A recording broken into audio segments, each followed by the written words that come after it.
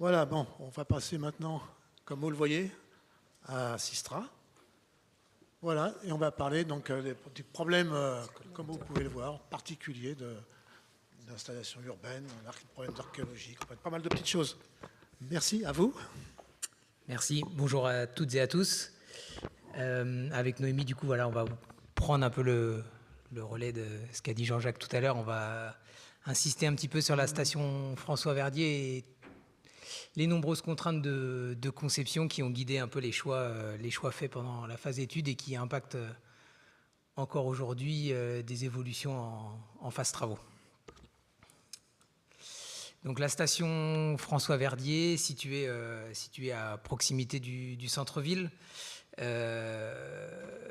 un endroit assez stratégique pour la ville, au carrefour des allées François Verdier et de la rue de Metz, avec, comme on le voit sur le tracé de la ligne C, une station d'interconnexion à terme avec la ligne existante de la ligne B. Et un peu une bonne partie des enjeux vont être liés au positionnement de cette station.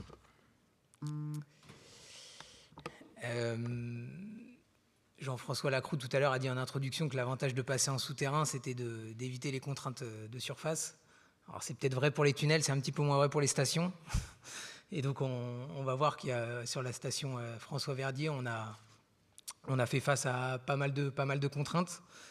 La présence de la ligne B, bien entendu, le parking Carnot juste à côté, et une volonté de préserver les alignements de platanes, et comme on l'a vu tout à l'heure sur l'image, la présence du monument aux combattants.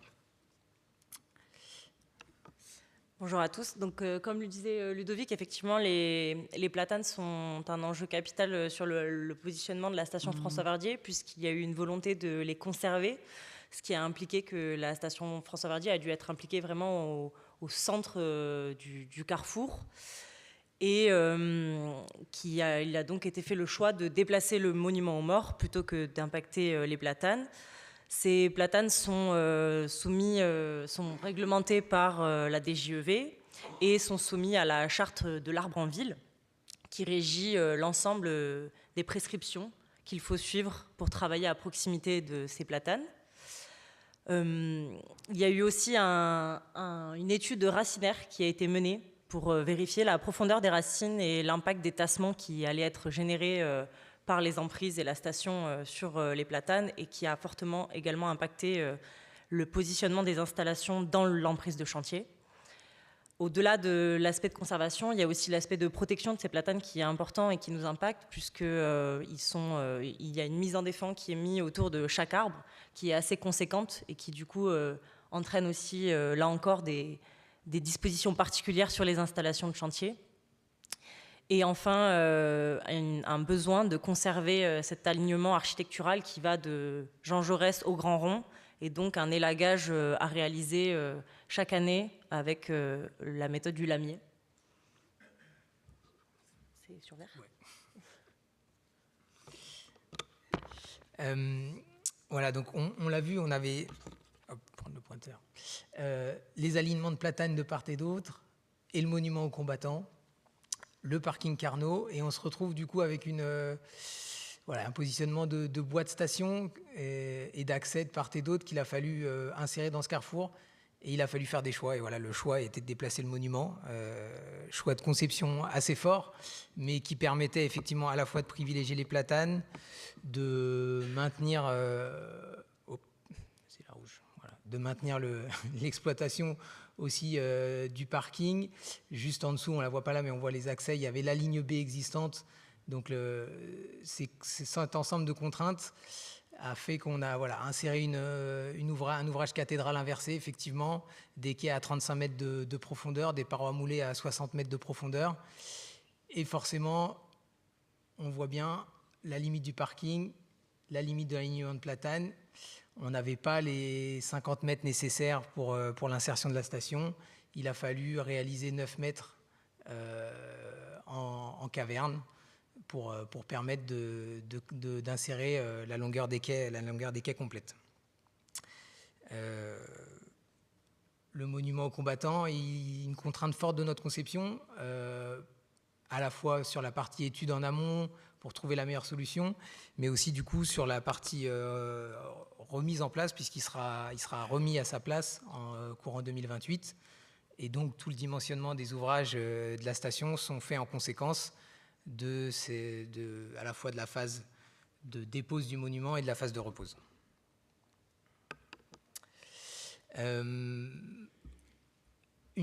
Alors c'est vrai que une des spécificités de la station réside dans le fait que la station François Verdier est insérée en proximité du centre-ville et des remparts historiques de la ville qui sont tracés ici en noir. Donc la cathédrale Saint-Étienne et les remparts de la ville historique qui étaient ici. Et au pied de ces remparts, on trouve étaient des douves. Et en fait, on s'est rendu compte lors des premiers sondages qu'il y avait forcément un abaissement du substratum molassique au droit de la station. Et donc, on a fait réaliser des études complémentaires. Et là où, sur les sondages avoisinants, on avait en gros 5 mètres de remblai avant d'atteindre le substrat molassique là qui est en rouge, ici, on avait un affaissement jusqu'à une profondeur de 11 mètres, 5 mètres supplémentaires d'abaissement du toit molassique.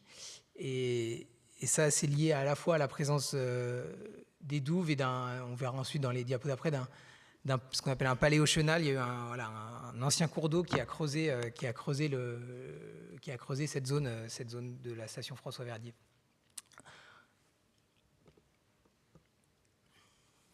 Donc effectivement, comme l'expliquait Ludovic, on peut voir l'impact historique de l'implantation de la station François Verdier et donc, dans toute logique, l'inscription de cette station dans la zone de présomption de prescription archéologique du centre historique de Toulouse. Et donc la DRAC a demandé à ce qu'il y ait une campagne archéologique qui soit menée, et campagne qui était également logique par les anciennes découvertes qui avaient pu être faites lors de la création de la ligne B. Et qui a mené à des découvertes, puisqu'ils ont effectivement trouvé des vestiges romains tels que la voie romaine, une partie d'une nécropole dont on peut voir un des squelettes qui a été découvert. Et donc le fossé médiéval attendu et le paléochenal moins attendu, pour le coup, qui ont été découverts lors de ces fouilles. Comme je le disais, donc c'est la DRAC qui a demandé la réalisation de la campagne archéologique à l'avancement des terrassements. Et cette campagne a été menée par l'entreprise INRAP. Cette campagne, initialement, elle était prévue d'être réalisée en 3 temps distincts. Donc d'abord une prescription sur la boîte station, ensuite sur l'accès ouest et ensuite sur la boîte est, donc 3 zones distinctes. Et il était prévu que les fouilles archéologiques se fassent indépendamment des travaux de génie civil de l'ouvrage. Donc avec une mise à disposition de l'emprise aux personnes réalisant les fouilles archéologiques, avec simplement un accompagnement de l'entreprise génie civil pour les terrassements. Nous avions donc prévu dans notre conception initiale de prendre en compte ce phasage-là et cette prescription. Et il avait été demandé en tranche ferme de descendre à 4 mètres de profondeur pour les fouilles et en tranche conditionnelle de descendre par zone jusqu'à 6 mètres. Dans notre conception, nous avions donc prévu un butonnage en tête des parois moulées pour permettre aux archéologues de faire leurs fouilles ponctuelles jusqu'à 6 mètres sans qu'il y ait de problématiques vis-à-vis des bâtiments très sensibles situés à proximité de l'emprise dont on parlera un petit peu après. Et au final, dans les premières discussions qu'on a pu avoir avec la DRAC et avec l'INRAP, il est apparu qu'ils avaient une volonté de descendre bien plus bas que 6 mètres, mais de descendre jusqu'à presque 11 mètres de profondeur, puisqu'ils avaient une idée, des soupçons de la présence d'un fossé médiéval allant jusqu'à 11 mètres de profondeur, dont ils avaient besoin de déterminer le fond. Donc nous avons modifié au cours des travaux la conception qui était prévue initialement. Et donc nous avons décidé avec l'entreprise Ligam qui est mandatée sur ce projet de réaliser la dalle de couverture en anticipé et en parallèle des fouilles archéologiques. Donc travailler dans un mode de coactivité plutôt que d'une mise à disposition. Cette conception modifiée, elle a eu tout de même des impacts assez bénéfiques puisqu'elle a permis dans un premier temps de réaliser la dalle définitive de l'ouvrage bien plus tôt que ce qui était prévu, donc de limiter les déplacements et les tassements lorsqu'on a continué à creuser. Elle a permis également de sécuriser le planning de l'ouvrage et elle a permis surtout, dans le cadre des fouilles archéologiques, d'aller au bout de la prescription, de découvrir le fond du fossé médiéval et surtout de mettre en lumière la présence de ce paléo-chenal qui n'était pas prévisible. Et ici, donc, on peut voir un schéma de synthèse. Donc, c'est le carré noir, c'est la boîte station. Et on peut voir un schéma de synthèse des principales découvertes qui ont été faites par l'INRAP. On peut voir ici là, les fondations du monument. Et en orange ici, donc c'est le mur du fossé dont on parle. Donc le fossé se situe juste après. Et le paléo-chenal n'est pas représenté, mais il traverse la station d'est en ouest sur une bande de à peu près 8 mètres, 12 mètres même. Voilà.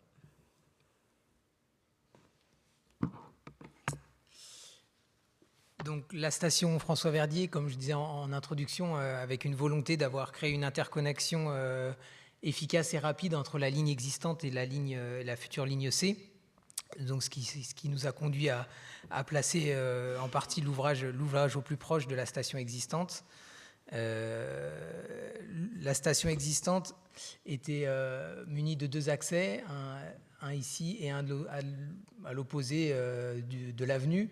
Et on voit toute la partie rouge, c'est toute la partie qui a dû être démolie de la ligne existante tout en maintenant la station en exploitation.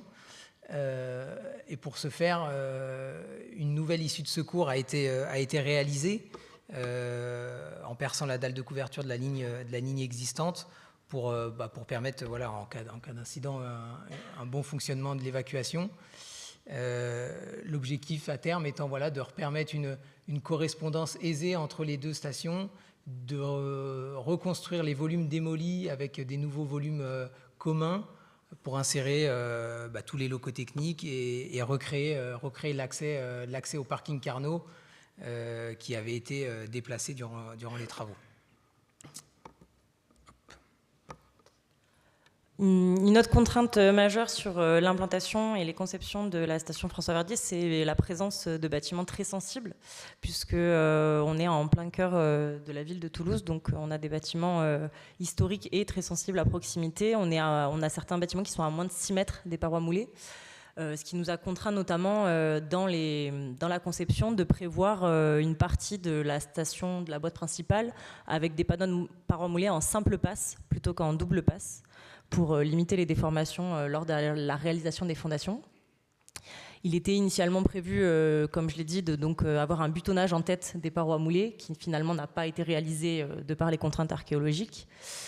Et on a également réalisé des missions de diagnostic structurel complémentaire pour s'assurer des déplacements des bâtis et confirmer la conception qu'on avait imaginée.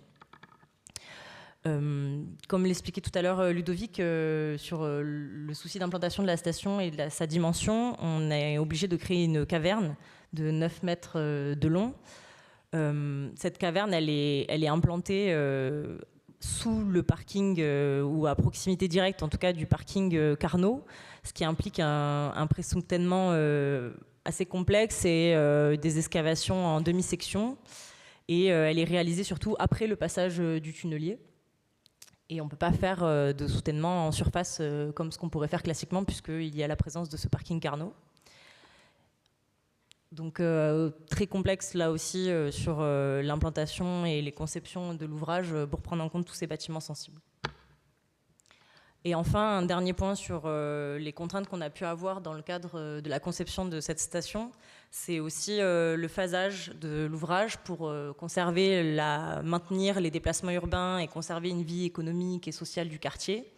Il a été demandé de conserver les voies de circulation et de par l'implantation de la station, on ne peut pas réaliser l'ensemble de la station d'un seul bloc. Donc on est obligé de réaliser dans un premier temps, dans une première phase, la boîte principale et l'accès ouest. Puis on va basculer dans le dernier trimestre de 2025 l'ensemble de l'emprise chantier sur le côté ouest du boulevard et donc rétablir la circulation à l'est.